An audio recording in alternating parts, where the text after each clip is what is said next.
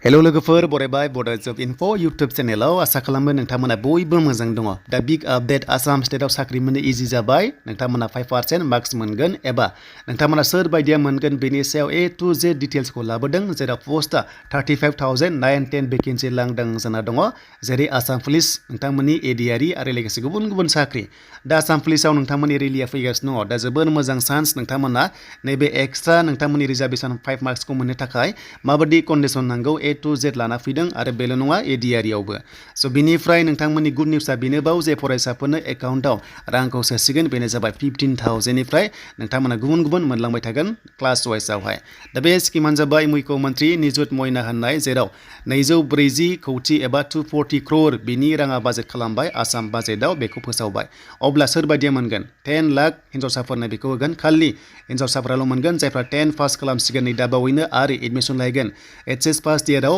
अब्ला 10,000 मोनगोन आरो जायफ्रा हायार सेकेन्डारि पास खालामनानै डिग्री फार्स्ट इयाराव लाहैगोन अब्ला 12,500 मोनगोन आरो जायफ्रा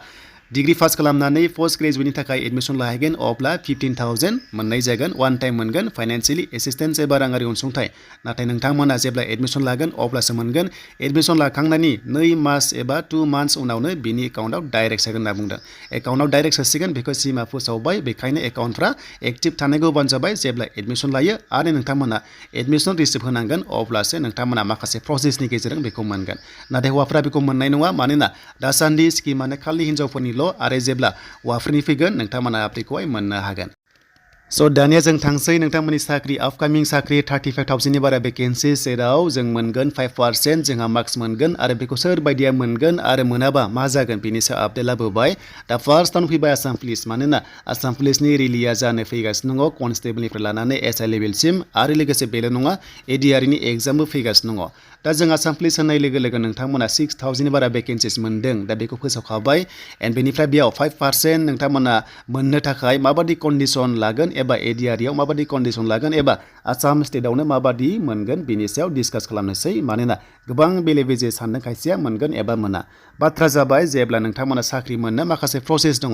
दा हमना ला नोंथांमोना 5% मोननो थाखाय फार्स्टआव मा खालामनांगोन जे नोंथांमोना माखासे प्रसेसनि गेजेरजों थांनांगोन जेरै आसाम पुलिसाव नोंथांमोना मिथिगौ फार्स्टआव नोंथांमोननिया रिलिज जायो नङा होमबा स' बे रिलिया जानो फैगासिनो दङ नोंथांमोना मे मान्थआव स' मे मान्थआव जागोन मानोना इलेक्सनाव नोंथांमोना जाखाया दा मेआव जागोन नोंथांमोननिया बिनिफ्राय जुलाइआव एग्जाम जागोन जुलाइआव गासैबो साख्रिनि एग्जामानो कन्डाक्ट जानो होनगासिनो दङ बेनो जाबाय ADRE एबा आसाम पुलिस दा बेखायनो फार्स्टआव PhD जागोन मेआव एन्ड PhD पास खालामनानै नोंथांमोना एग्जाम होनांगोन नैबे जुलाइ दानाव अब्ला स' नोंथांमोना डाइरेक्ट 5% मोना अके डाइरेक्ट मोना नोंथांमोना बेयाव मोननो थाखाय अरेल टेस्टबो दङ स' नोंथांमोना बिसिम सहैनांगोन लास्ट प्रसेसआवसो जेब्ला मेरिट लिस्ट ओंखारसिगोन अब्लासो मोनसे प्रसेसनि गेजेरजों 5% मोनगोन जायनि न'खराव बिमा बिफाया एबा पेरेन्टसा साख्रि गैया 5% मार्क्स होगोन होनना बुंदों अके स' नोंथांमोना बेबादि सिस्टेमावसो मोनगोन डाइरेक्ट मोननाय नङा नोंथांमोना हमना ला 100%नि जुदि एग्जाम जायोबा 5% मोनगोन अब्ला नोंथांमोना 5 नाम्बार एक्सट्रा मोननाय जागोन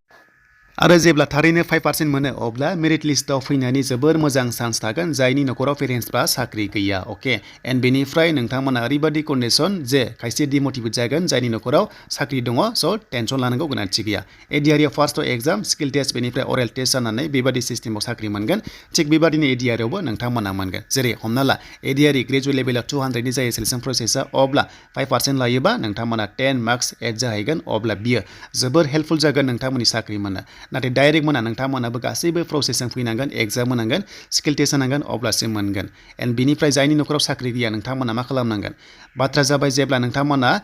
लास्ट प्रसेस फैयो अब्ला मोनसे फर्म साबमिट खालामनांगोन डिक्लारेसन होनांगोन जे जोंनि न'खराव साख्रि गैया एबा साख्रि दं होननानै होमबासो बेखौ मोननो हागोन नङाबा मोननाय नङा